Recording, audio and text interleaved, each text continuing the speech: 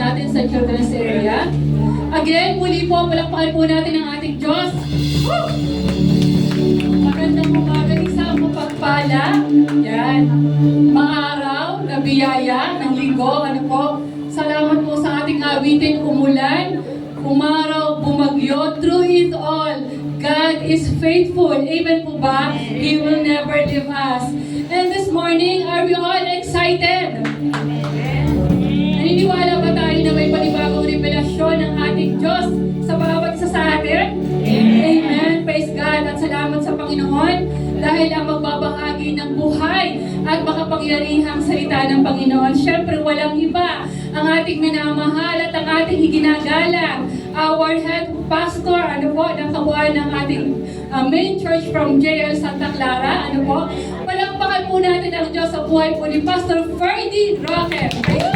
Praise the Lord. Sige po, the best top offering for our God. Amen. Sige po, palakpakan po natin ang Diyos. Praise God, praise God. Magandang umaga po muli sa ating lahat. Amen. At tayo po ay pili po ng Diyos sa lugar na ito. Honor Him, glorify His name, and of course, para po matutong muli sa Kanyang mga salita. Amen po ba? Pwede ba tayong lahat po na tumayo? And praise the Lord. Kanina lang habang nag-worship tayo, actually meron akong one-hour talaga teaching sa ating audio media, pero inano ako ni Lord na ito po yung ituro ko na lang. Meron akong prefer din na naibahagi ko po kanina sa Santa Clara. So let's open our Bible in the book of Proverbs chapter 13 verse 24. Ang ating pong tema for this month is all about discipline, no? Everybody say discipline. Ayan, disiplina. At ang sabi dyan, breakthrough discipline that empowers. So yung pagdidisiplina daw pala ay nagbibigay ito ng kalakasan, kapangyarihan. So power po ang isang taong madisiplina. And of course, ang ating verse dyan sa 2 Timothy chapter 1 verse 7, no? Sabi doon, gusto ko lang munang basahin lang yung 1 Timothy 1:7, di ba? For God did not given us the spirit of fear or ano yan? Bago lang yung verse na yan, no? Bago lang natin basahin yung ating pinaka-team verse. Pero sabi ng 2 Timothy 1:7, kung kaya pong i-flash muna yung talata niyan, yung 1 Timothy 1:7, sabi that, for God did not given us the spirit of timidity, no? Or timidity or timid, but give us power. Everybody say, give us power. Give us power. Love, and self-discipline. So hindi daw ang Diyos nagbigay sa atin ng spirito ng pagkamahiyain. Amen? Subalit kapangyarihan or power and love, saka self-discipline. So hindi mo mag-work, hindi ka magkakaroon ng tamang disiplina kung walang kapangyarihan ng Diyos at walang pag-ibig ng Diyos at pagkakaroon ng tamang pagsunod sa Panginoon. Amen? So magiging disiplinado tayo once we submit to our God. Amen? At ngayong umagang ito, again, Proverbs 13:24, basahin lang natin. Sabi dito, in NIV version, whoever spares the rod hates their children, but the one who loves their children is careful to discipline them. Sa Amplified, sabi dito, he who withholds the rod of discipline hates his son, but he who loves him disciplines and trains him diligently and appropriately with wisdom and love. Ang Diyos ang magpala sa kanyang salita na ating binasa. Let's bow our heads and let us pray. Lord, muli kami po ay sama-sama pong dumudulog sa iyo ngayong umaga. Salamat sa iyong presensya. na alam namin na kanina pala ay narito na. Sapagkat pinangako mo, O Diyos, if there are 2 or 3 gathering together in your name, you are in their midst. We stand in your presence today. Thank you, Lord, because in your presence, O God, there is joy, there is peace. In your presence, Lord, there is power, O God, there is miracle. Hayaan mo sa umagang ito, habang kami po ay nakikinig ng iyong salita, dalangin namin ang ibanal mong Espiritong sumama sa amin at magturo sa amin at magpaalala. Ibubukas namin ang aming isip, ang aming puso, at may kagalakan, may takot na tatanggapin namin ang mga salita mo, Panginoon. Na alam namin magpapabago ng aming isip at puso. Pagpalain mo yung lingkod, ikaw lamang ang patuloy na maitaas, maparangalan sa umagang ito. Ito po, Diyos, ang aming hiling at pananangin sa pangalan ng aming Panginoon Hesus, ang ating magsabi ng Amen and Amen. Palapakan po natin ang Diyos. Pwede na tayo mo po. Sa umaga po ito, of course, related po ito sa ating tema. At itong katuruan ay pinamagatan po natin Rod of Discipline. Everybody say Rod of Discipline. Pag sinabing rod, nakita natin yung picture. Yan po ay pamalo. Amen po ba? Tatanungin ko yung mga magulang, sino dito yung namamalo ng anak? Yun, taas ang kamay. Mag-enroll po kayo. Kasi inutos mo ng Bible yan. Amen po ba? O sa mga anak naman narito, sino ang nakakatikim ng palo? Sige. Mga anak. O, dati rin, naging anak tayo, tama? Sino rito ang nakatikim ng palo nung kayo'y maliliit pa? Sa mga magulang nyo. Amen. Masarap po ba? Hindi. Masakit. Tama? Totoo yung sabi ng Bible eh. Yung pagdidisiplina minsan, hindi yung madali eh. Sometimes painful, di ba? Pero, ang dahilan sa mga magulang, bakit kayo nagdidisiplina? Bakit kayo namamalo ng anak? Para ano?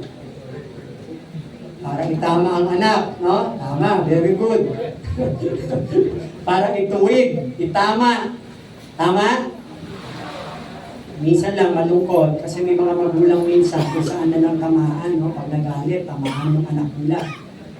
Instead of giving them right instructions o direct yung buhay nila, minsan nag-iiwan yung sama ng loob, di ba?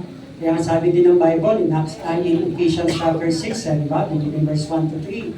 Sabi doon, sa verse 3 and 4, sabi doon, parents or father, do not provoke your children to anger. Di ba? Huwag daw nating i-provoke, kayatin na magalit ang ating mga anak sa atin. Kasi minsan, may mga magulang naman, sobrang naman magdisiplina. Kailangan balance lang din. Amin mo ba? Ito, tanong, pagkatapos nyo bang mamalo, pinakausap nyo yung mga anak nyo? Pinapaliwanag nyo ba sa kanila? Amin po ba, mga magulang? Bakit nyo sila pinalo? O sa mga anak, pinakausap ba kayo ng mga nanay nyo pag kayo pinalo?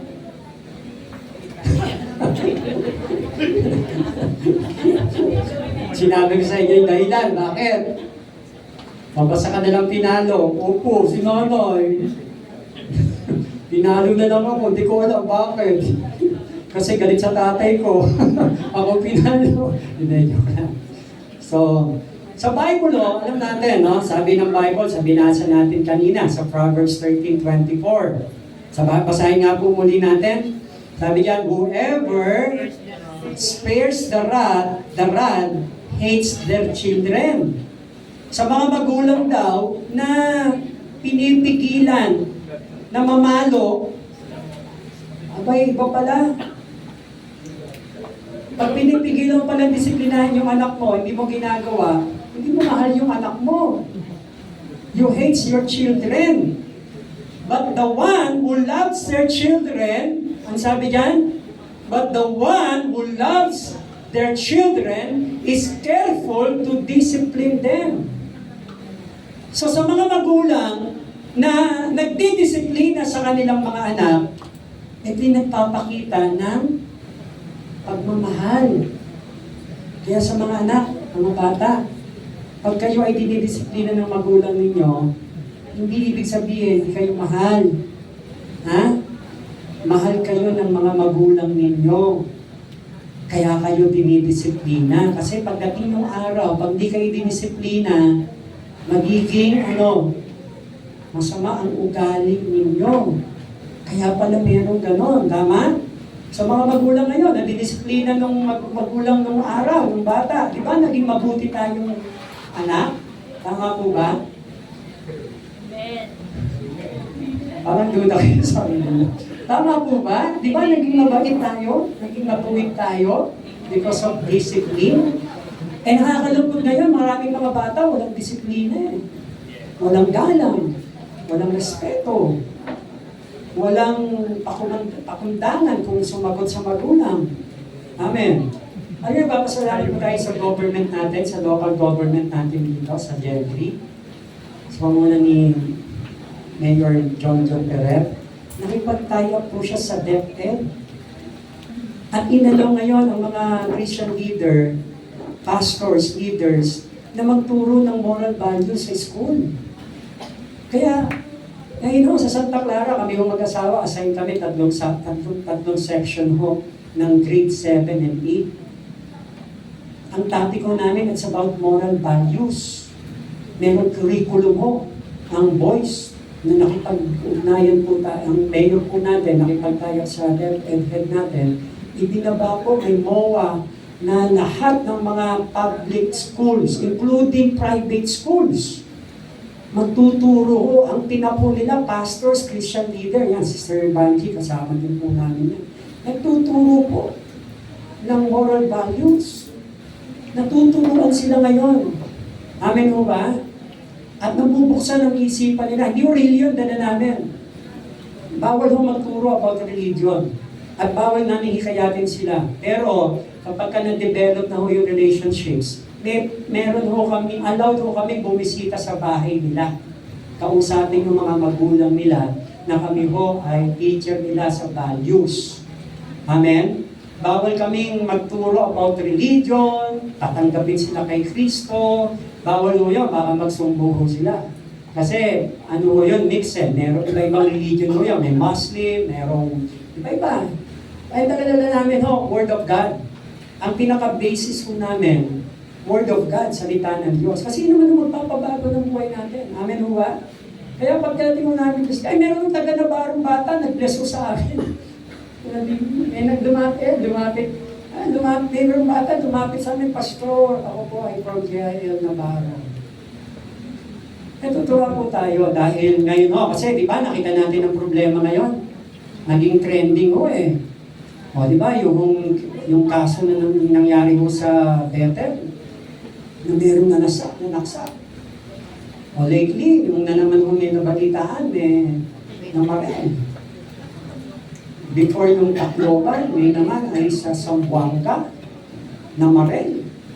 Sabi ho nila, ibaba daw yung juvenile justice law, ibaba yung edad ng mga batang dapat ay makasuhan from 15, ibababa pa. Sabi nila, hindi yung solusyon yun Nasa magulang pa rin po ang responsibility. Kahit ibaba mo yun, amen ho ba? Nasa magulang pa rin ang responsibilidad. We have to discipline our children. Amen ho ba? Amen. Kaya mahalaga po Kanina, inanaw ko ng Lord na may bahagi mo sa atin ito pong tinatawag na rod of discipline. Sabi po alam natin, ang talatang ito, yan Proverbs 13:24, it means that true parental love requires active guidance. Yung parental love, yung pagmamahal bilang magulang, kalakip nito yung gabay. Amen ho ba? Yung patnubay, saka yung boundaries. So bilang magulang, nasa atin yung responsibility na magbigay ho ng boundaries sa mga anak natin. Amen. Alam niyo nung araw, di ba? Nung araw ho, hindi ako nasanay maglaro ng mga, nung araw, panahon namin, mga kasabayan ko. Ano ba uso nung araw? Game Boy, ano pa ba? Yung mga laruan lang nung araw, Pac-Man, yung mga, ano yung mga, di ba? Yung mga nasa PlayStation. PlayStation. Eh ngayon, no, iba eh. Iba ngayon ang ano. No? Yung mga games ngayon sa, ano? Although wala akong idea doon, pero naririnig ko lang. Roblox, ano pa yun? Yung mga, di ba? Yun yun, ML, di ba? Violent eh. Nagdudulot ng violence. Kaya ba ang mga magulang ngayon, minsan ako kakalungkot, nagiging yaya yung cellphone.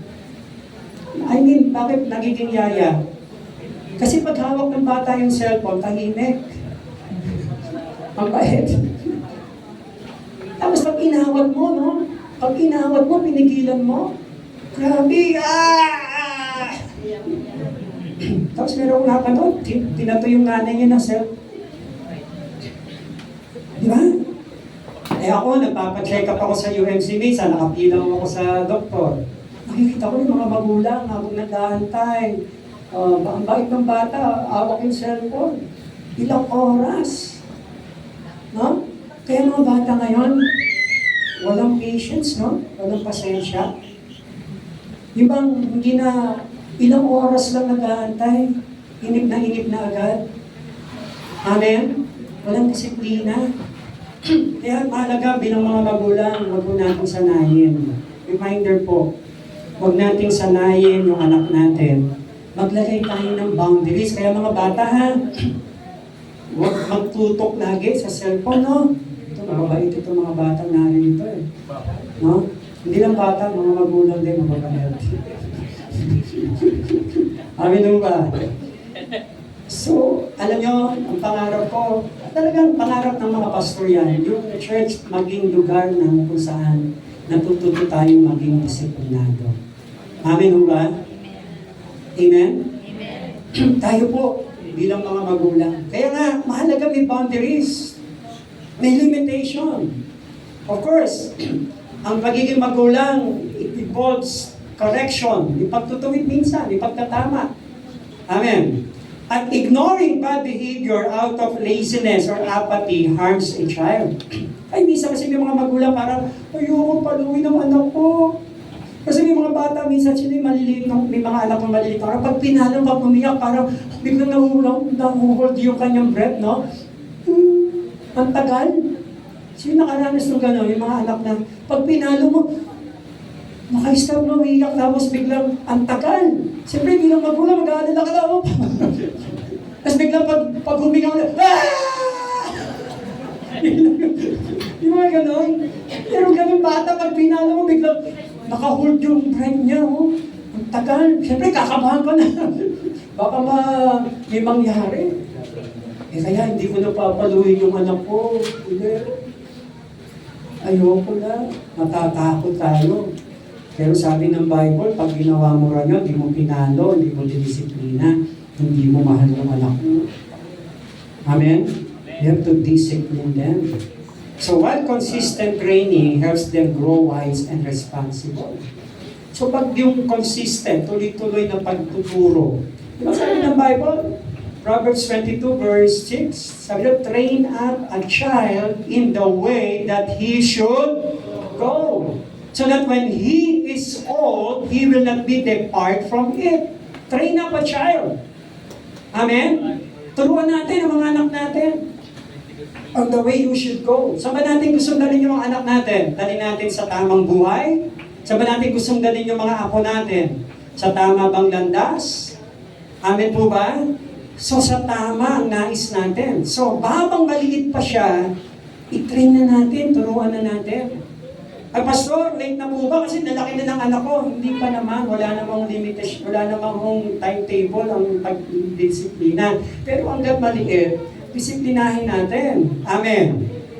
Kasi pag malaki na, hirap na. Pero hindi pa rin naman huli. You have to discipline them. Alam mo yung anak namin? Isa lang na anak ko eh.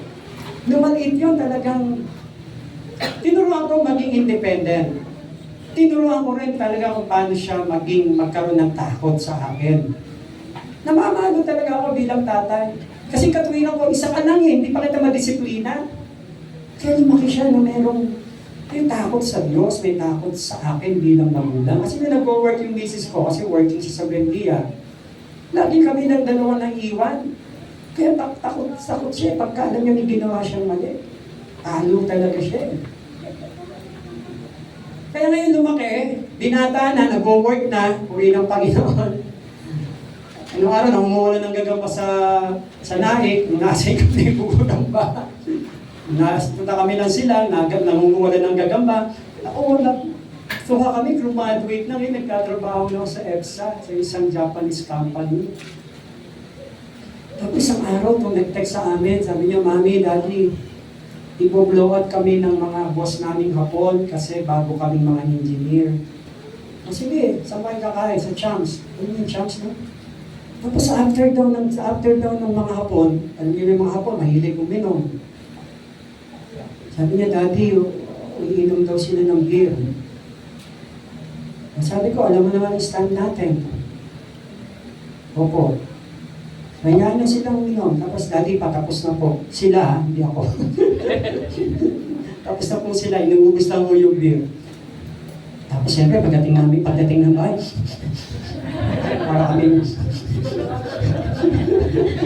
para kaming tuta, mag-asawa. Sinisimbot yung amoy. Kumbaga, bilang magulang, kampante kami, tiwala kami. Na alam ko hindi niya gagawin nun. Amen mo ba? Bilang magulang. Kaya di ba, mahalaga po yun yung meron kang kapayapaan bilang magulang. Kahit na yung ang anak mo, magtrabaho na. Kasi nung una, nag-worry din kami. So, magka-college na siya. Siyempre, gusto niya sa Maynila mag-school. Siyempre, magsisimula na siya magkaroon ng mga barkada. Pero thank the Lord, I thank God. Natapos po siya ng kanyang 4 years. Wala kaming nabalitaan na na-involve siya, na-influensyan siya. Sabi nga namin ni Ermi, sana hindi na lang lumaki si Bets. Nanatili na lang siyang prep sa kinder, sa elementary. Kasi bilang peer natin, bilang parents, bilang magulang, di ba? Lalaki na yung anak natin, magsisimula ng magkaroon ng kaibigan, tropa, mapapawalay sa atin. Pero tiwala tayo. Kasi bakit? Nung maliit pa lang sila, dinisiplina na natin at natuto silang magkaroon ng takot sa atin bilang magulang. Amen? Palapakan po natin ang Panginoon. Malaki ho ang responsibility natin bilang parents. So shepherds, tool ang rod, di ba? Sa Bible ho, in ancient times, a shepherd used a physical rod. Ang mga pastol po noong araw, sa pag-aalaga nila ng mga tupa, meron silang hawak na pamalo, yung rod. Di ba? Pag yung tupa medyo nanilihis, may hawak silang staff. Bukod yung staff, yung merong staff, yun na meron yung kalawit, di ba? Medyo mahaba ho yun. Pagka itong isa lumilihis na to, kukunin niya sa leeg, balik ka dito sa kawan. Tapos pag medyo pasaway ito, palo. Tama? So ginagamit po nila yan as a tool to correct. Amen. Para maging maitama yung landas nitong mga tupa. But of course, in the Bible, the rod of discipline or rod of correction is a symbolic and literal term mostly found in the book of Proverbs. Ang dami ho in the book of Proverbs na makikita natin na ang pamalo, ang discipline ay talagang pinapahintulutan. And it refers to a tool used by parents. Sino rito yung may mga magulang ng araw nakasabit yung pamalo ng tatay niya?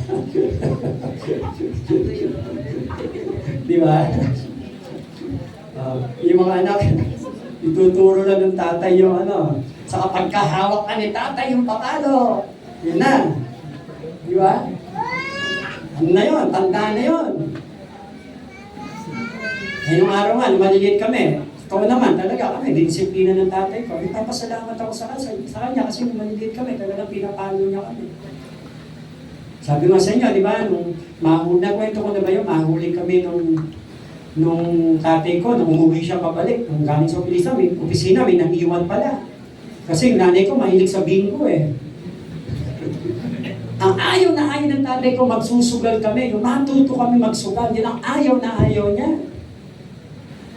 Eh kasi mama ko, laking binondo.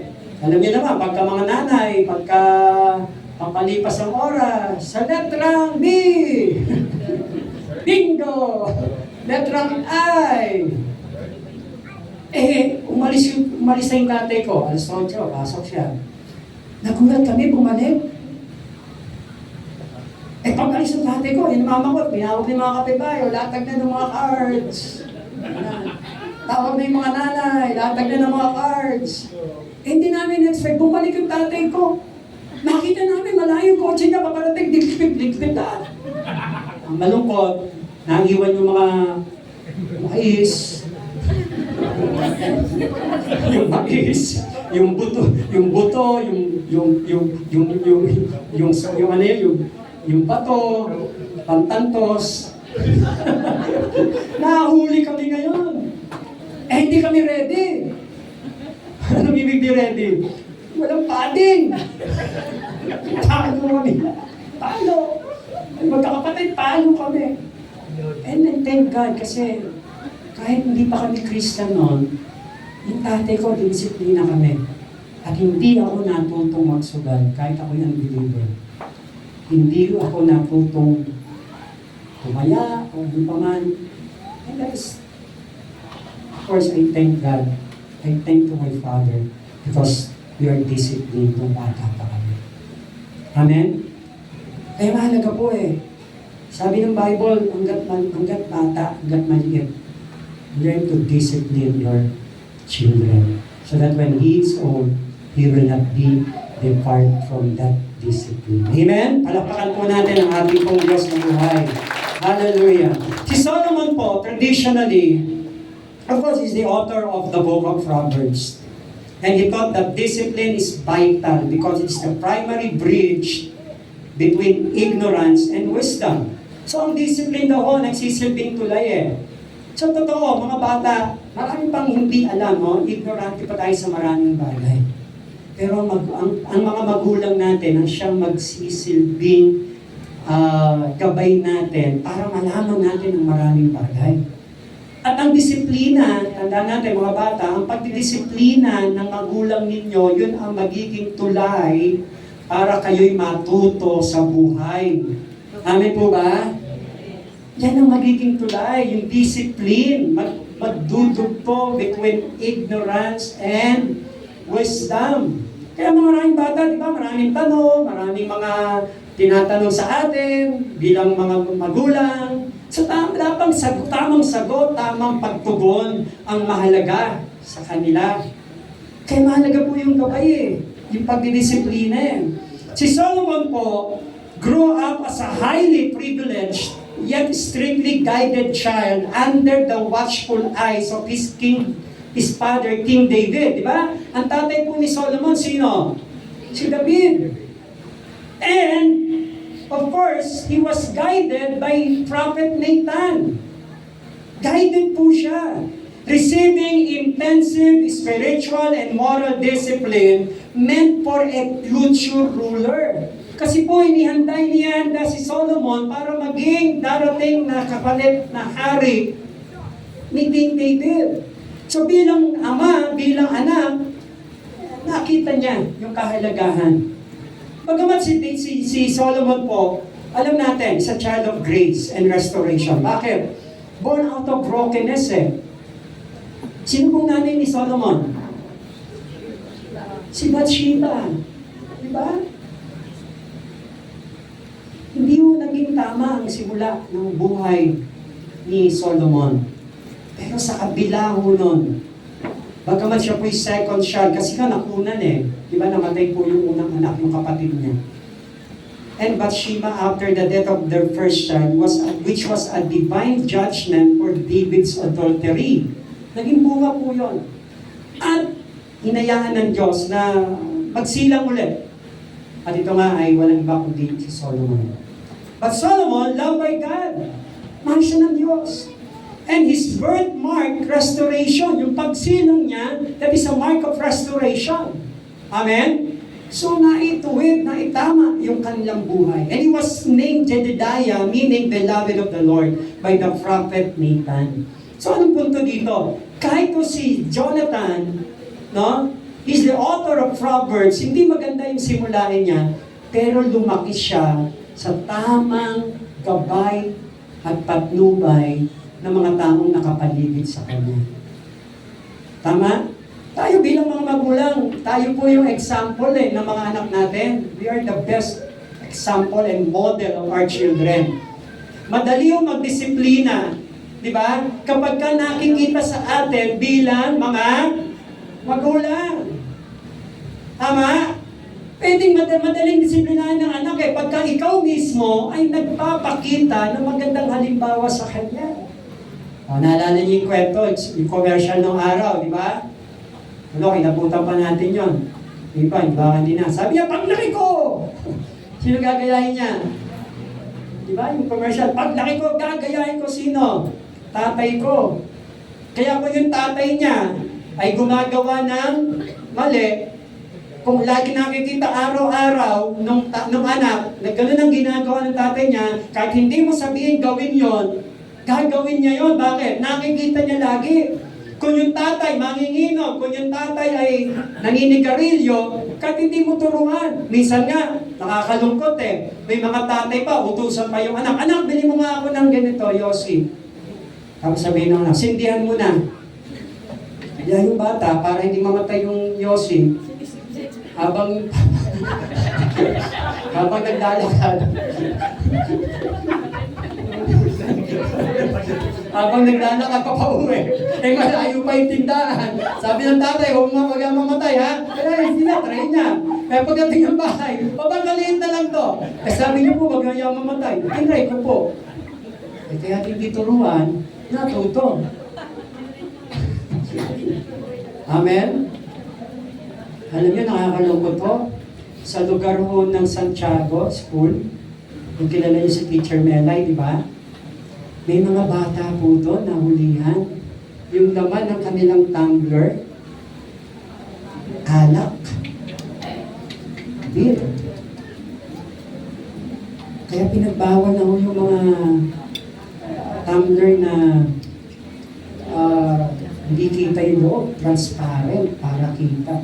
Imagine, bata, saan natuto yun? No? Kaya pag dinisplay na, anak, ba't tumino? Ba't ka na? Tatay, kayo ho nagsimula. Binagaya ko lang ho kayo Tapos, ang kita pa yung commercial. Ang tunay na lalaki. Di ba? Kaya mahalaga po yung gabay bilang mga magulang. Amen. Train up a child in the way that he should go. Ayun, meron pong kwento, no? Ang title niya, The Boy and His Mother. Meron pong batang maliit. Umuwi ng isang araw sa bahay.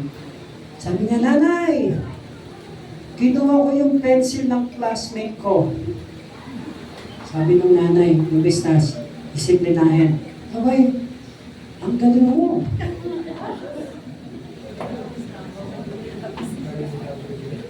Imbis na disiplinahin, sabi, very good. Ang galing mo kumuha. Tapos isang araw, umuwi. Sabi niya, Nanay, kinuha ko yung baon ng classmate ko. Sabi niya, okay lang yan. Kasi, hindi ka naman siguro nakita. Hindi naman nila nalaman. Alam nyo, sad to say, yung bata lumaki, natutong kumukuha ng mga gamit kahit hindi kanya. At nung siya'y malaki na, dala-dala niya yun hanggang siya ay nakasuhan at sintensyahan pamatay. At nung siya po ay sisistensyahan na, bago siya i-execute, nakita niya nanay niya, iyak-iyak. Iyak siya. Tapos nilapitan niya. Sabi, Nay, huwag kayong umiyak. Kasi kayo naman ang nagdala sa akin dito. Means, dahil sa hindi pagdidisiplina ng nanay, dahil instead of discipline that child, he encouraged pa. Ini-encourage pa niya yung mali. Kaya pag may mali, dapat ituwid. Amen? Kung may pagkakamali ang bata, pagsabihan at sabihin mali yung ginawa mo. Kasi lalaki siya. Alam niyang hindi tama yun. Amen? So bilang mga magulang, mahalaga po. And why Solomon, no? Binigyan niya ng detalye yung tinatawag na discipline. Why? Si Solomon po, siya almost all of the chapter or the whole Proverbs authored the book of Proverbs, yung kawikaan. Bakit? Number one, because discipline leads to wisdom and life. Everybody say wisdom and life. Kasi yung pagdidisiplina ko, magdudulot ito ng karunungan at buhay sa atin.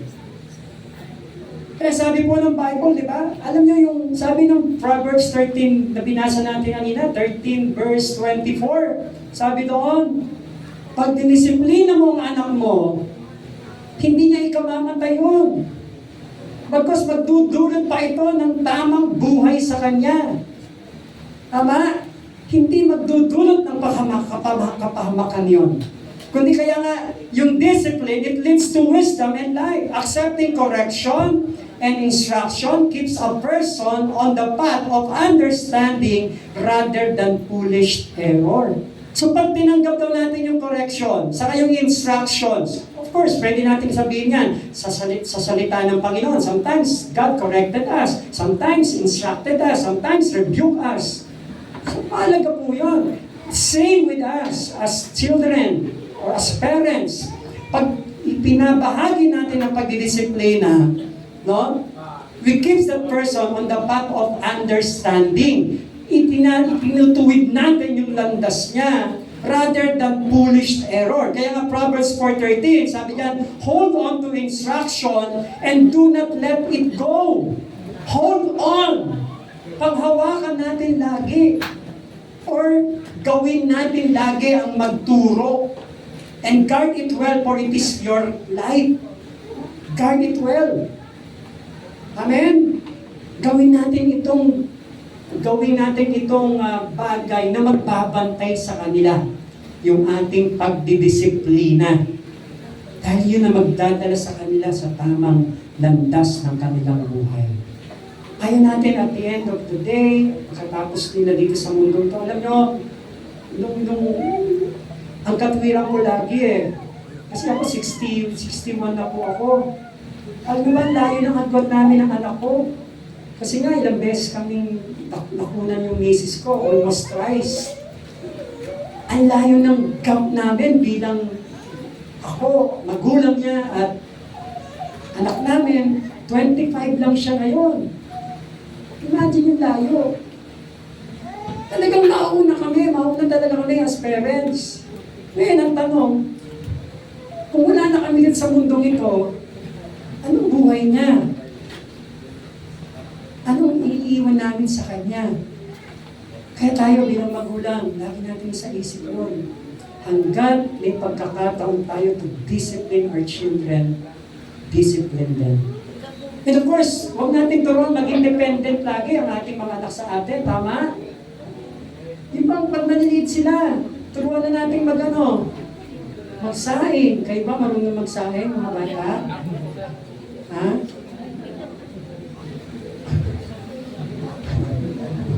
Sino rin yung hindi pa marunong magsaing? Taas kamay. Nahihiya. Rose, turuan mo rin magsaing. Sino ito hindi marunong magligpit ng pinaghigan niya? Ibig sabihin, yung kumot, yung unan. Sino hindi pa marunong? Okay, mahiga. Tuturuan kayo ngayon. Sino hindi marunong magluto ng itlog? Ng fried egg? Simple things yun in life. Hindi pa pwede habang buhay nakarely, nakadependent sa inyo yung anak ninyo. Ngayon pa lang, turuan na natin, anak, ganito turuan mo, ganito pagtakal ng ano. Kasi yung anak ko, nung maliit siya, pagpupunta kami ng mall, sabi niya, Daddy, siyar ako. Sige, lakad. Napin mo. Pero hindi niya alam, sinusundan ko siya. Baka nga makikidnap Wala man ako pang tupos. Pero secretly, sinusundan ko siya. Pero sige, Daddy. Sabi niya, Daddy, siyar. Yung sa Robinson Imus. Sabi ko, hanapin mo. So, ang punto ko, matuto siyang maging independent. Hindi habang buhay kasama tayo bilang magulang ng anak natin, tama? Gusto natin lumaki siya ng may tamang alam sa buhay at marunong disiplinahin yung sarili niya. Sabi ko sa kanya, Nak, pag ikaw'y matutulog, pupunta ng ibang bahay, o makikitulog ka, kasi di ba meron gano'n. Yung hinigan mo, lipitin mo. At huwag ka basta magbubukas ng rep. Hindi mo bahay yun. Huwag ka basta-basta na parang ikaw yung may-ari. Very simple. Tama. Sumahalaga po yung mga bata, ha? Sumahalaga yun. Kung mag-sleep over kayo,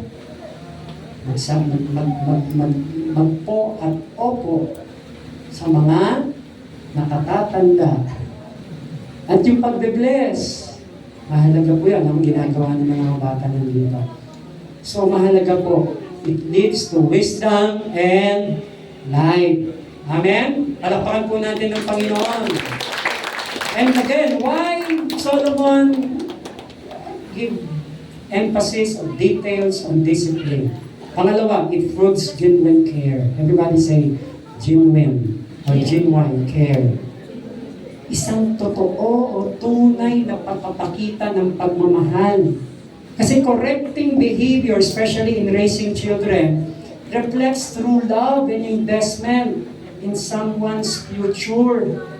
Kasi pagmahal natin yung anak natin, kagaya sinabi ng Proverbs, pagmahal natin, ay disiplinahin natin. Maliho yung, ay mahal ko anak ko, hindi ko siya pinapalo. Maliho yun No? So discipline is not punishment, ha? Ang tandaan natin. Ang pagdidisiplina, hindi parusa. Mga bata, ha? Ang pagdidisiplina ng mga magulang, hindi yun parusa. No? Pagpapakita yun ng pagmamahal sa inyo ng mga magulang ninyo. It's really care. It's a real care. It means choosing your future over your current mood and doing hard things to protect your long-term well-being. So, isinasantabi mo yung damdamin. Yung masasaktan siya. Diba? May mga magulang pagdadapa yung anak, sugatan yung anak ko. Kaawa naman. Yung anak ko, dati nagbabike siya, natumba, iyak. Sabi ko, bangon, tayo! Kaya mo yan, tayo! Kasi bakit? Pagdating ng araw, pag umarap siya sa problema niya, sabi niya, Daddy, hindi ko kaya to. Kaya alam niyo, yung anak ko na in love na siguro 15 siya. Na in love sa classmate. Akala niya sila na. May kaibigan pa, yung classmate niya, yung lalaki. Nagulat siya isang araw, nakita niya sila na. Ito yung anak ko, sabi niya. Kasi may kwarto na, naka-separate sa amin. Sabi ni Ernie sa akin, Daddy, kausapin mo nga sila kasi malungkot hindi ko alam bakit Iba yung aura Ay, accidentally, nabasa niya yung cellphone. Kasi di ba may mga anak tayo, ayaw private, ayaw. Totoo naman, minsan may mga magulang, huwag natin pakialaman yung privacy nila. Pero paminsan-minsan, dapat nababasa natin sino ba yung mga ka-text, sino yung mga, di ba, alam nyo ngayon, maraming bata ang kausap AI. Ano yun? Nakikipag-usap sa di ko lang, AI, no, di ba? Kinakausap niya, siya nag-confide, nagsasabi ng kanya. Kaya sa the 700 Club, merong nangyari na yung bata, ang kakwentuhan, yung nasa social media, inutusan siya, magpakamatay. Grabe, ganun mo ngayon, ganun ang kinaharap natin sa panahon natin ngayon. Kaya mahalaga yun. Kaya nung kinausap ko yung anak ko, sabi ko, Benz, bata ka pa. Kasi sabi niya, dading sakit eh. Sabi niya, dading sakit. Sabi ko, bakit? Ano ba nangyari? Kinausap ko, ano ba nangyari? Okay lang siya. Sabi niya, hindi kasi kala ko kami na ng classmate ko. Nakita ko, boyfriend na pala niya. Sabi sa kanya, alam mo, bata ka pa eh. It's a time for you to be in love. Kaya kinantahan ko eh. Sabi ko, it's not time to make a change. Just relax. Take it easy, diba? You're still young. I am old, but I'm happy. Find a girl, settle down. If you want, you can marry. Look at me. I am old, but I'm happy. Alam nyo, sabi ko sa kanya, anak, hindi mo lang yung buhay. Hindi mo lang, huwag ka mo ng mga bata. Enjoy life. May tamang panahon. Amen?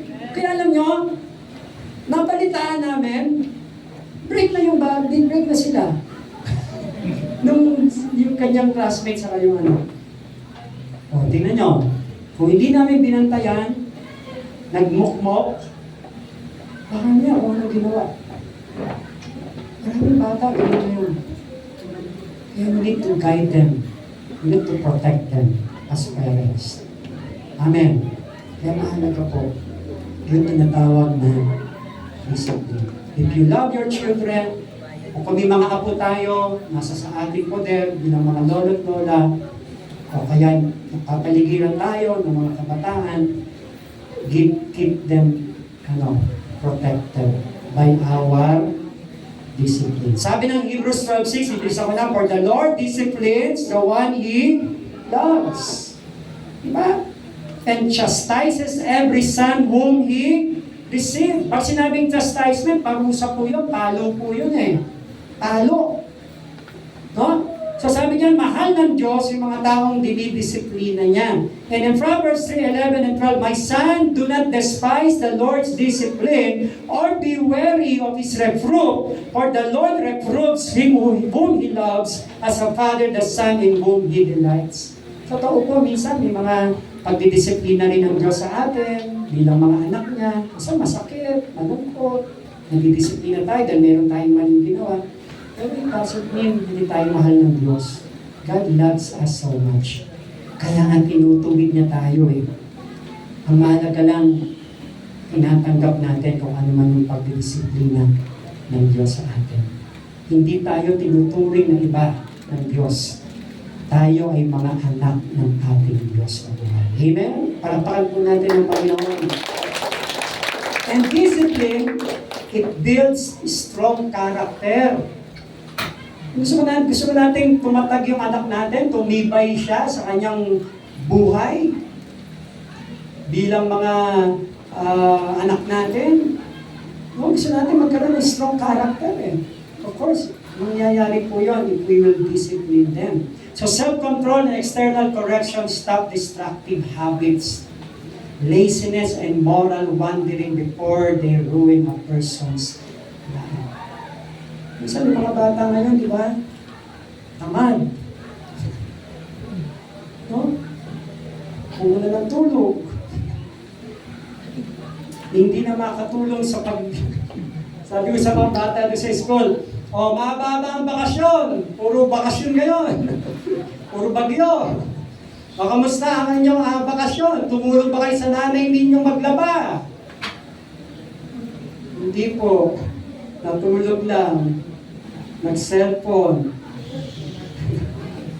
So, pagkakataon, tumulong. Nung araw ko, nung ako'y may asawa na, uwi ako sa bahay. Ano na ako'y caretaker sa church natin sa Paranaque. Uwi ako dito sa Cavite, sa Golden City, sa Lipaliparan.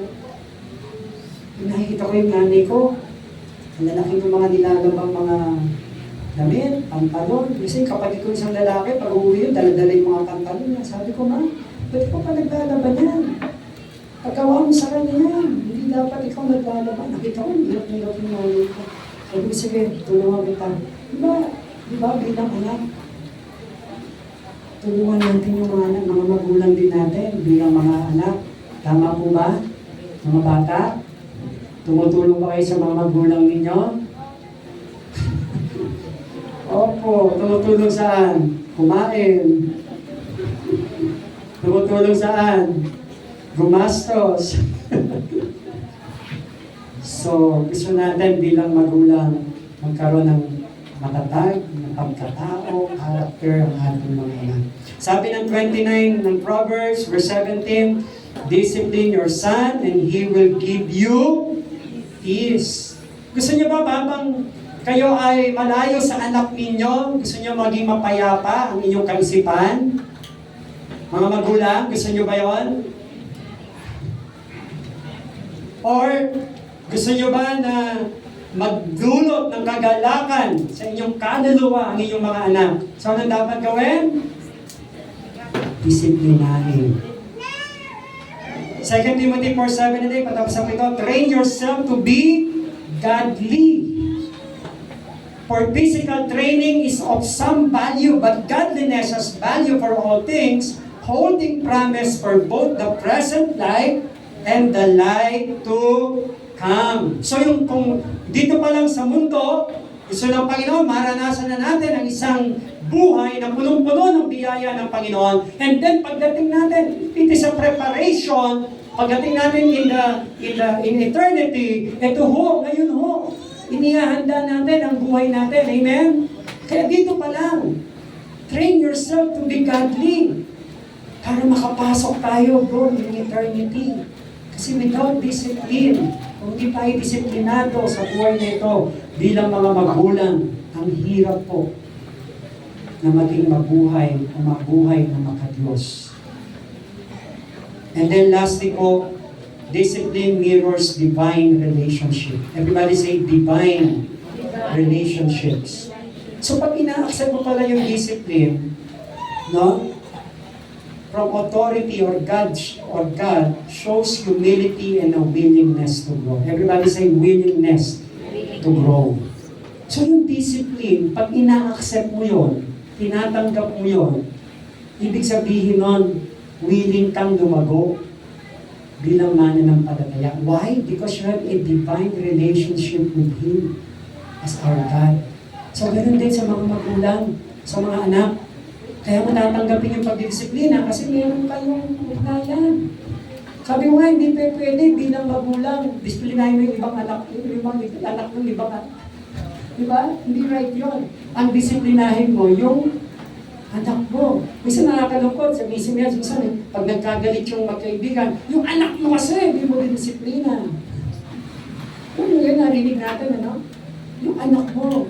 So malaki po ang responsibility as a parent. So just allowing parents correct a child out of detection, personal commitment, and self-control. Reflect our acceptance of a sacred bond. Transforming obedience from a strict rule into an act of reverence and love. Revelation 3:19, sabi yan, those whom I love, I rebuke and discipline. So be earnest and repent. Gusto kong i-connect po ito sa buhay po ni Jonah. Pusit ko na po. Alala niyo si Jonah? Di ba God commanded him? Anong sabi ng Lord sa kanya? Go to Nineveh and preach to them. Mag-aral ka. Pero anong ginawa ni Jonah? Instead of obeying God, anong ginawa niya? Sabi ng Bible, sumakay ng ship, nagbayad ng fare, at pumunta saan? Sa Tarshish. Parang ganito ho yun. Ang sabi ng Lord sa kanya, pumunta ka ng Tehero, pero Ang ginawa ni Jonah, pumunta ng Manggahan. Sumakay ng jeep, nagbayad, lumayo sa Panginoon. No? Sabi doon, he wants to go from the presence of God. Lumayo. Sumukay sa Panginoon. So, ang ginawa ng mga, habang, sabi ng Bible, natutulog si Jonah, no? Talagang natutulog. Habang nagkaroon ng bagyo, nililiglig yung bagyo, lakas ng hangin. Kasabi ng mga kapitan, sino man dahilan ito? So, nagkaroon sila ng parang, naghagis ng, parang, kumbaga, yung, ano doon? Crosscoin. Tapos bumagsak yung kay Jonah. O, ikaw pala ang dahilan. Saan ka ba galing? Sino ka ba? Sabi niya, ako po ay may takot sa Diyos. Sabi pa niya, may takot ako sa Diyos. Sabi, may takot ka pala sa Diyos. Lumayo. Sino man dahilan? Ako po. Ako ay Hebrew. Lumayo ako sa Diyos. Ay, ikaw pala ang dahilan. So, hindi naman sabi nung mga pilitin natin una, tinapon nila lahat yung mga kargado nila para bumangin ship. Pero wala pa rin. Tapos pinilit pa nilang pilitin makatabi sa pampang, pero wala pa rin. Hanggang sa itinapon na nila si Jonah sa dagat. No? Sabi nilang mga kapitan, huwag tayo panagutin ng Diyos sa kasalanan ito, sa kapahamakan itong taong ito. Pero alam nyo, mahal na mahal pa rin ng Diyos si Jonah. Kahit na suwain siya. Bakit? Kasi, nung hinagis na siya sa dagat, anong ginawa ng Lord? Inutusan niya ang malaking isda at nilok si Jonah. At alam mo, doon po nagsimula yung discipline ni Jonah. Yung pagdidisiplina ng Diyos sa kanya.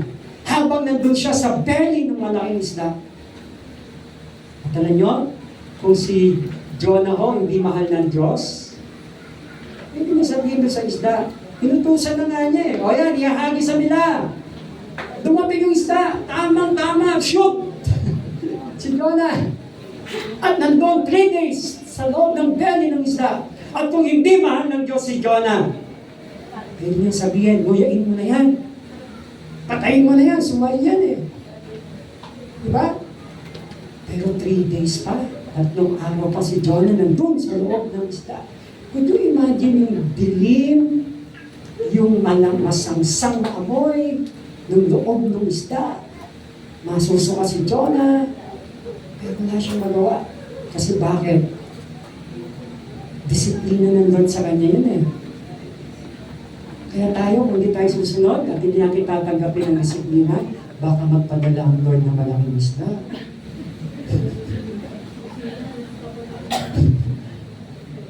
At sa chapter 2, makikita natin, di ba? Chapter 2 sa verse 1. Di ba? Anong ginawa? Jonah prayed to the Lord. He prayed. Sa chapter 2 ng Jonah, he prayed to the Lord. Di ba? Sabi niya, Jonah chapter 2 verse 1, tapos ako ito. Sa Jonah chapter 2 verse 1, he prayed to the Lord. At doon sa verse 7, diba? Doon sa verse 7, papapansin natin, in verse 7, sabi ni Jonah, when my life was ebbing away, I remember you, Lord, and my prayer rose to you, to your holy temple. Ang tanong ko, kailan ho nagkaroon ng realization si Jonah about his sin? When he was inside that fish, nag-undergo ng discipline sa Panginoon. Kaya nga sometimes, may bunga meron pong magandang resulta pag tayo ay dinidisiplina ng Panginoon. Amen po ba? Huwag tayong sasamaan huwag tayong magagalit. Kasi it gives us better future. Kasi kung hindi mo nagsisi si Jonah inside that fish, hindi siya nagkahamak Amen. Kailan natuto si Jonah? Sa panahon na siya ay dinidisiplina ng Panginoon. And after he prayed to the Lord, anong ginawa na ng Lord? Sa chapter 3, Again, The command of the Lord, sabi ko, the command of the Lord came again, the second time, sa chapter 3, verse 1. Dumating uli yung utos ng Panginoon. Di ba? And this time, sumunod na po ba si Jonah? Yes. At anong ginawa ng isda? Dahil willing na siya at nadisiplina na siya, iniluwak na siya doon sa Tarshish. Alam niyo sa istorya, lahat to sumunod eh. Yung nangangalit na hangin, yung bagyo, yung panahon, ano pa? Yung lahat ng kapitan, yung isda, sumunod. Except kay Jonah. Kailangan pa siyang dumaan sa ganung aspeto eh. Para lang sumunod eh. And then chapter 4, di ba? Nangaral siya. Tapos nung dumating yung time na nagsisi na yung mga Ninevites, galit na galit siya. Kasi alam niyo po ba, bakit ayaw mangaral ni Jonah sa mga Ninevites? Kaaway nila yun eh. Yung mga Assyrian, kalaban nila yun eh. Parang isip ni Jonah, bakit ko pangangaralan to? Kaaway ko itong mga to. Ay, ayaw ko sumunod. Kaya sabi ko na sa inyo, Lord eh. Nung nasa lupa pa lang ako, nasa bayan pa lang ako, kaya ayaw ko sumunod. Kasi ayaw ko magsisi itong mga taong ito. Pero nagsisi sila. Tapos pagod na pagod si Jonah. Nakita niya, walang lilim. Ang nakita ng Lord. Anong ginawa ng Lord? Nagpatubo ng halaman. Diniliman si Jonah. Tapos pagising ng umaga, yung worm, yung mga bulate, gumapang, kinalkal yung ugat, namatay yung halaman. Galit na galit si Jonah ngayon. Tapos nagpadala siya ng init. Talagang grabe si Jonah. Tapos sabi ng Lord sa kanya, nanulungkot ka na matay yung halaman. Samantalang yung mga tao ito, 120,000 persons na mapapahamak, pero hindi ka naawa sa kanila. Yung halaman naawa. Amen? Kaya si Jonah ho, when undergone discipline, nag-undergo siya ng discipline, dun ho siya tinuwid at tinama ng Panginoon. Amen? Kaya mga magulang kapatid, let us accept whatever discipline God wants us to experience. Because at the end of the day, we will live in righteousness. Amen? Palapakan po natin ang ating pong Panginoon. So remember, lang slide na lang po, sabi dyan, everybody say, spare the rod and spoil the child. Pag pinigilan natin silang disiplinahin, mga magulang, mga bata, pag in-spare natin ang rod, we will spoil the child. Diba? Sabi dyan, chasten thy son while there is hope, and let not thy soul spare for his crying. Don't be afraid to discipline your children while they're still young enough to learn. Don't indulge your children or dissuade by their pretext. Don't fail to discipline your children. The rod of punishment won't kill them. Hindi naman nila kamamatay. Ang pagdidisiplina. Bagkos, sabi dyan, physical discipline may well save them from death. Ayaw natin mapahamak yung mga anak natin. So if we have still time, discipline them. So your level of success is determined by your level of discipline and perseverance. Diba? Yung level ng tagumpay natin, nakasalalay ito sa level ng discipline and perseverance. The more na tayo po ay magulang na disciplinarian, disiplina sa mga anak natin, mas nakikita natin yung katatagan ng kanilang mga buhay. Amen. Palapakan po natin ng Diyos. And last slide, sabi dyan, yung praise po na your rod and your staff, sabi dyan, they comfort me. Diba Psalms 23 verse 1 to 6? Sabi ni David, the Lord is my shepherd, and I shall not want. He makes me to lie down in green pastures. Amen? He leads me in the still waters. Diba? And thy rod, sabi niya, thy rod and thy staff, they comfort me. And you prepare a table before me in the presence of my enemies. Surely goodness and mercy shall follow me all the days of my life. And I will dwell in the house of the Lord. Diba yung Psalms 23 verse 4, yung mga shepherd used ancient shepherd tools to symbolize God's protection and guidance. Yung rod represents power and defense against danger, while the staff represents gentle guidance, rescue, and steady support. Together, pag pinagsama po natin yung both rod and staff, they bring peace by assuring a person that God is actively watching over them through hard times. We thank the Lord because He is our shepherd. Amen? His rod and His staff will comfort us. Nagbibigay ito ng comfort sa atin. Ibig sabihin, kahit ito may mga pagkakataon, tayo po'y nakakaranas ng pagdisiplina ng Diyos, pero ito ay nagbibigay naman ng kaginhawaan sa ating buhay. Hindi ng mga Amen. Just allow the correction of the Lord. If there is any discipline, just receive it because we know that God loves us so much. Amen? Tayo po natin ito ngayon. Sa oras nito. Hallelujah. Praise God.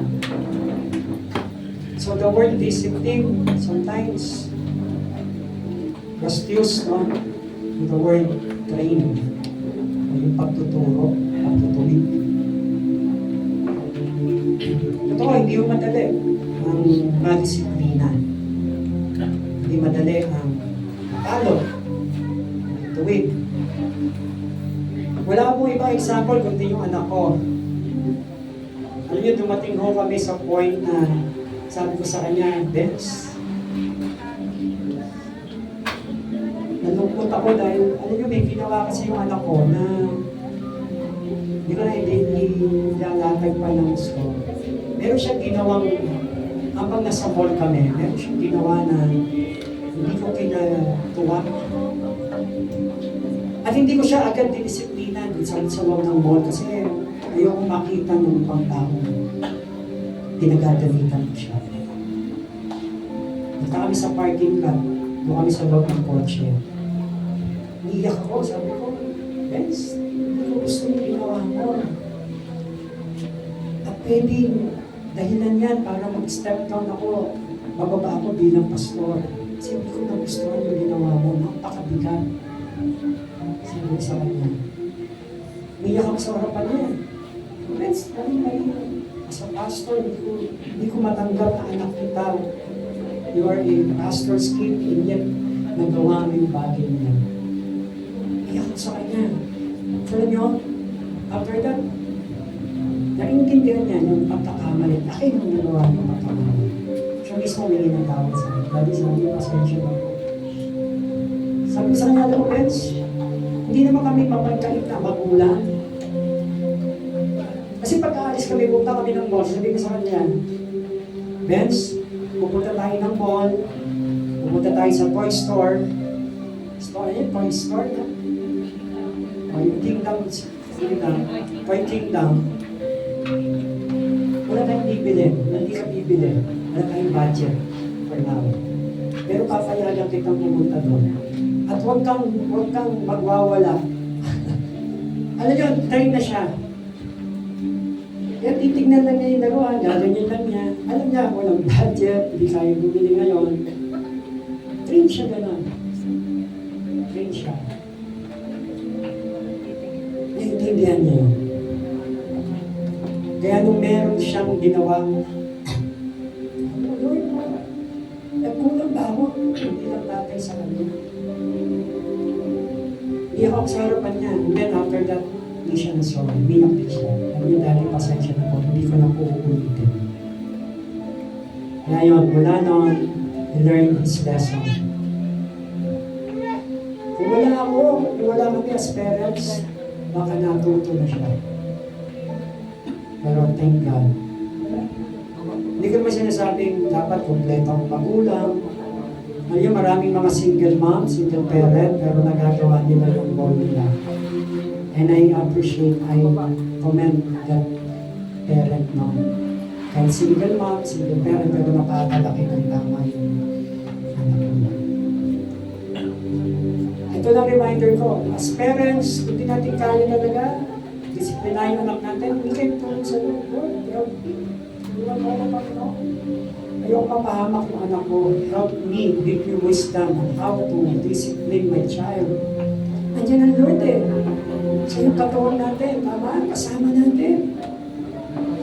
Yung lalaki yung anak natin, problema mga magulang, tingnan lang paano malalaki. Kaya nga nandiyan ang Diyos eh. No? Call to God. Call upon Him. Tumawag na tayo, Lord. Gusto mo po, samahan mo po ako. Turuan mo po yung mga anak ko. Samahan mo po sila. Amen. Para hindi tayo mag-alala pagdating ng araw. So we need to ask, pray for help. Hindi tayong tulong sa Panginoon. Samahan tayo ng Diyos. Amen po ba? Kasi nandiyan lang ang Diyos. Isang tawag lang, Lord, help me. Hindi ko na po kaya kontrolin yung anak ko, Lord. Tulungan mo po ako. Ano nga, mahal tayo ng Diyos. Mahal ng Diyos ang mga anak natin. So nang lumaki ang mga batang may takot sa Kanya. Amen po ba? So let's bow our heads and let us pray. Kung ikaw yung magulang, kailangan ng tulong, support, as parents. Kung ikaw mismo, maaaring humaharap din sa pagdidisiplina ng Panginoon, maaaring may mga pagkukulang ka, may mga pagkakamali. O kung may mga anak din dito na maaaring nakikita natin, yung mga pagkakamali natin, not too late to ask for forgiveness. And then God give us not just a second chance, but I believe many chances na bibigay sa atin ng Panginoon. Just come to Him. Lumapit lang tayo sa Diyos. At kung nahihirapan ka man, napapagod, nandiyan lang ang Diyos. Tutulungan tayo at sasamahan tayo ng Panginoon. Amen. Let us lift our hands to the Lord. Hallelujah. Thank you, God. Thank you, Holy Spirit. Thank you, Jesus. Hallelujah. Hallelujah. Come on, let's worship. Let's allow the presence of God to move in our midst.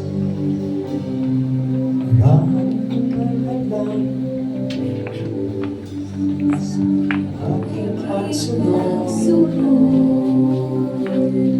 at nadalas ay napapago. Hindi mapipigil, patuloy na maglilingkod. Patuloy na maglilingkod, lagi kong pinili. Ikaw ay malungkot, buong kagalakan. Ikaw ay aking paglilingkuran. Nahihirapan man, kahit pa nasusugat, kasangkapain mo, ikaw ang tunay na may-ari ng buhay na ito. Anumang nanasin mo, basta ikaw, Jesus. Ikaw ang gantimpala ko. Once again, let us sing this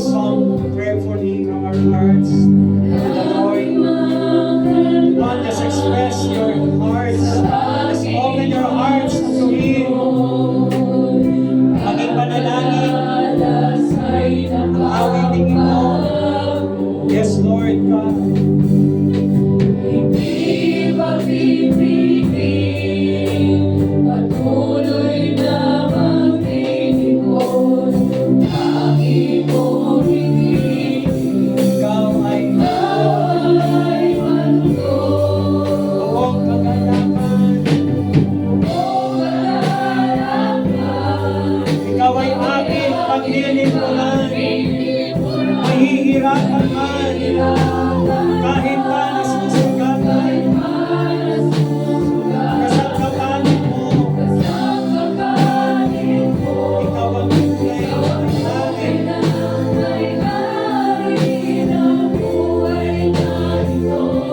Ano bang dinasin mo?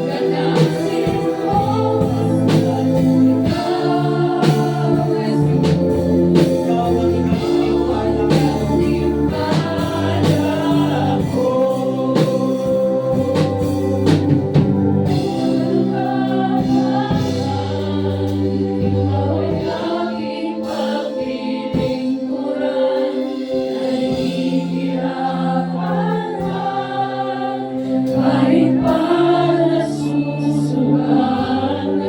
Kasangkapanin mo.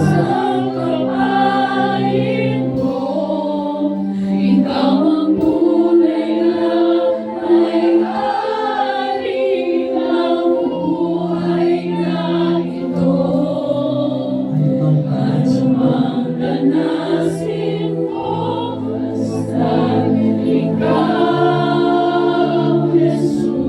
Ikaw ang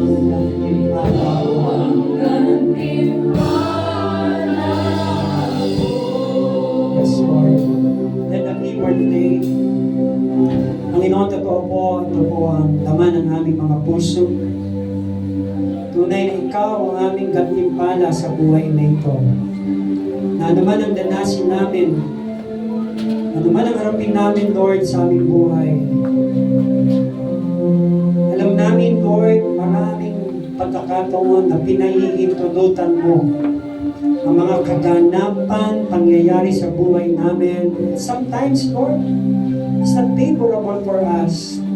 Maybe because we failed you, nabigo ka namin, hindi namin nasunod ang kalooban mo, hindi namin tinignan yung hangarin mo at layunin mo sa aming mga buhay. Sometimes we disobey. That's why we experience, Lord, discipline. Of course, Lord, hindi po madali. Bigat, sakit. But still, Lord, thank you for reminding us.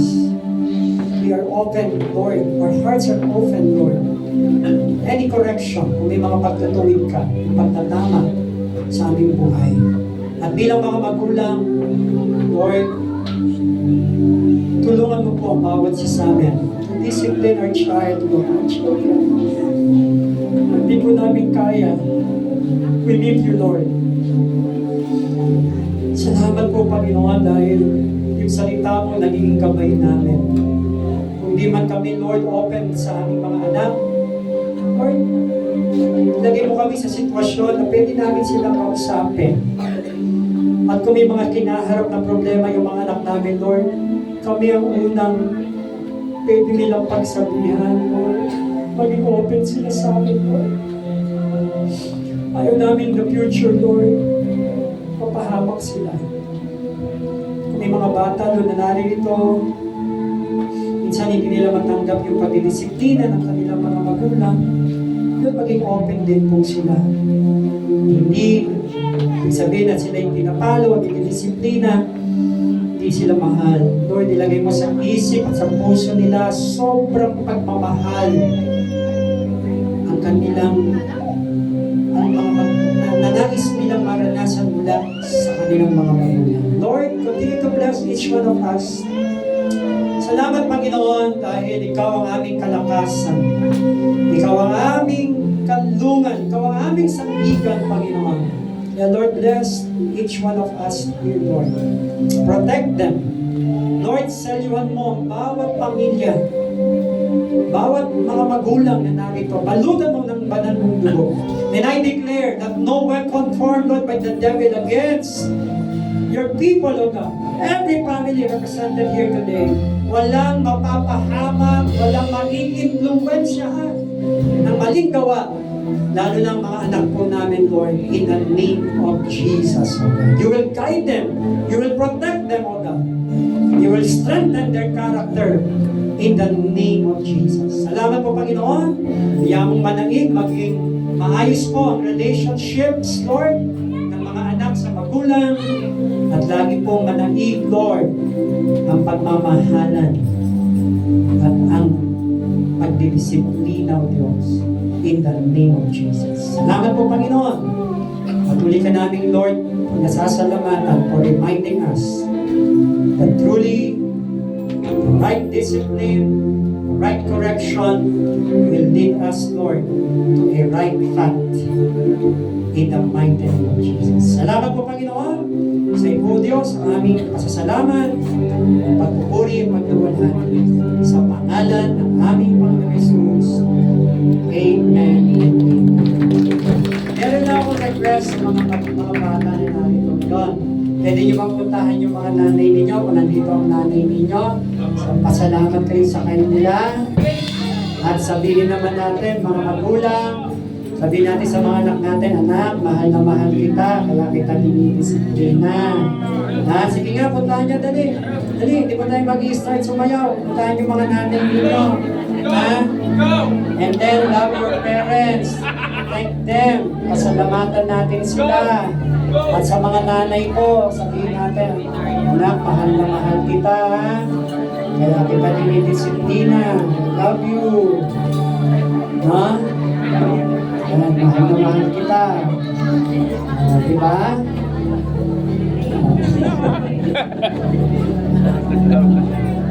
Yes. Kami ako. Ayan. Ayan. Okay, sige po. Salamat and God bless us all. Thank you.